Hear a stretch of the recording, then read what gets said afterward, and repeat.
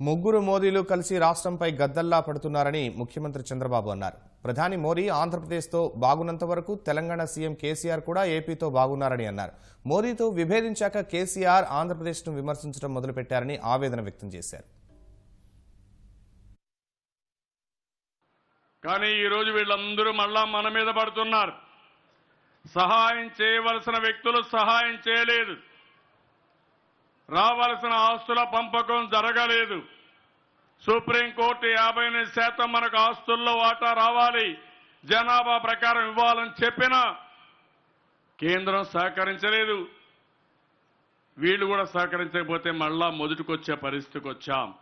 కడాన మనం ఇచ్చిన కరెంటు 5,000 కోట్ల రూపాయలు అప్పు పెట్టి ఆ డబ్బులు కూడా ఇవ్వకుండా మన వల్లే బాధ పెట్టే పరిస్థితికి వచ్చారు.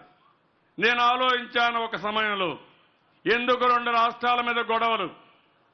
తెలుగు జాతి ఒకటి, ఇద్దరం ఉందాం, ఇచ్చిపుచ్చుకునే దూరంలో ఉందాం, సమస్యలు పరిష్కారం చేసుకుందాం అని ఆలోచిస్తే వీలు కాదనే పరిస్థితికి వచ్చారు. మీరు ఒక్కసారి చరిత్ర చూడండి. నరేంద్ర మోడీ గారు మనతో బాగున్నంత వరకు తెలంగాణ ముఖ్యమంత్రి కూడా బాగున్నాడు. అప్పటి వరకు విభేదాలు పెట్టలేదు. ఇక్కడికి వచ్చారు, రాజధాని నిర్మాణం కోసం వచ్చారు ఫౌండేషన్కి. ఆ రోజు వచ్చినప్పుడు అనౌన్స్ చేయకుండా మళ్ళా వేరే వాళ్ళతో చెప్పాడు, నేను 500 కోట్ల రూపాయలు ఈ రాష్ట్రం నుంచి ఇవ్వాలనుకున్నాను, కానీ నరేంద్ర మోడీ గారు ఏమనుకుంటారో తెలియదు కాబట్టి నేను ఇవ్వలేదని చెప్పి ఆయనే స్టేట్మెంట్ ఇచ్చాడు. ఎప్పుడైతే నరేంద్ర మోడీ పైన మనం డిఫర్ అయ్యామో అప్పుడు ఈయన కూడా డిఫర్ అయ్యి ఇంకా వెహిమెంట్ గా పనిచేయడం మొదలుపెట్టాడు మన మీద. మా తమ్ముడు చెబుతున్నా, అయినా ఏమీ చేయలేరు. కానీ సమస్య ఒకటి గుర్తుపెట్టుకోవాలి, అభివృద్ధిలో పోటీ పడలేరు. పడ్డారా? అభివృద్ధిలో సంక్షేమంలో పడ్డారా?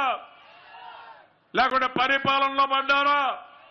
కానీ ఒకదాన్ని కావాలని అక్కడ మాత్రం సెంటిమెంట్ విషయం మాట్లాడుతూ ఇక్కడ కులాల మధ్య చిచ్చు పెట్టాలని ప్రయత్నం చేస్తున్నారు. ఆ విషయం మీరు జాగ్రత్తగా ఉండాల్సిన అవసరం ఉంది. గద్దల మారిగా మన రాష్ట్రం మీద వాలారు. ఒక పక్క మోడీ, సీనియర్ మోడీ, ఇంకో పక్క తెలంగాణ మోడీ, ఇంకొక ఆయన ఇక్కడ ఒక మోడీ ఉన్నాడు, కోడి కత్తి మోడీ. ముగ్గురు కలిశారు.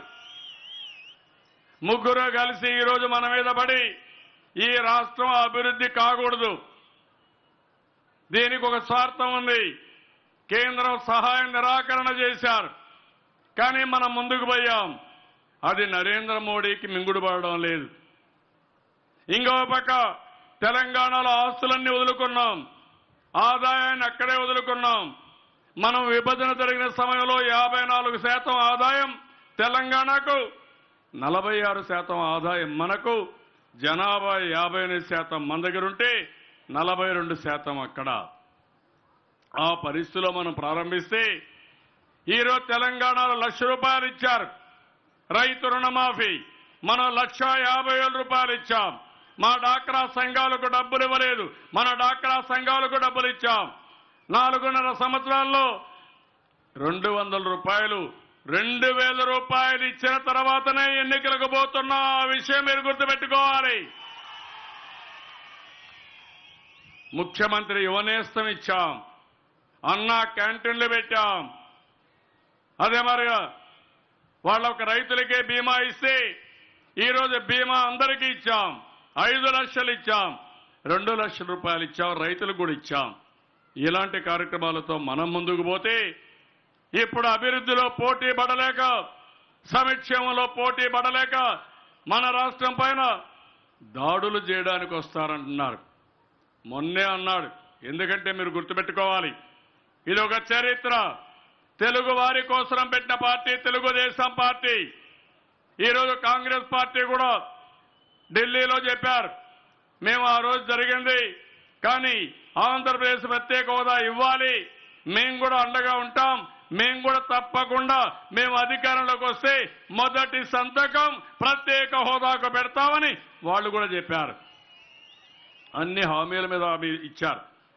ఆ విధంగా వాళ్ళుంటే ఈరోజు వీళ్ళు ముగ్గురు కలిసి రాష్ట్రాన్ని భ్రష్టు పట్టించాలని చూస్తున్నారు. ఒక్కోసారి బాధేస్తుంది. మనమందరం కూడా తెలుగు జాతి కలిసి ఉండాలనుకున్నాం.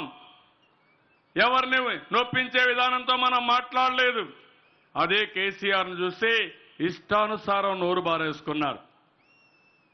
ఆంధ్రాలో ఉండే ప్రజలపైన, ఈ ప్రాంతంలో ఉండే నాయకులపైన కడాను నా దగ్గర పెరిగి నేనే పెంచితే నన్ను కూడా ఏమేం తిట్టాడో మీరే చూశారు తమ్ముళ్ళు, ఆడబిడ్డలు.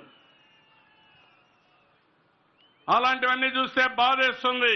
కానీ మీకోసం ఏ మాత్రం రాజీ లేదు. ఎన్నైనా పడతాను, ఇంకా సమర్థవంతంగా తిప్పి కొడతాం తప్ప వదిలిపెట్టే సమస్య లేదు.